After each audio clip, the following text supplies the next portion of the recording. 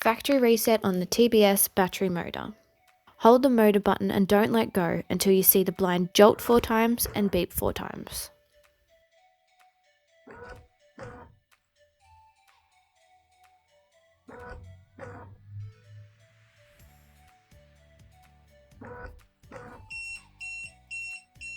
All settings on the motor are now reset, and you'll need to pair your motor to your remote again.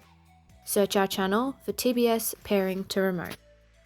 If we've helped you, please help us by hitting that free subscribe button to find us easier next time.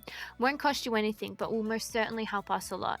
We're not just a YouTube channel, we are real people making real products. Speedy Blinds is a super quick blinds and curtains manufacturer in Melbourne, and we don't muck around.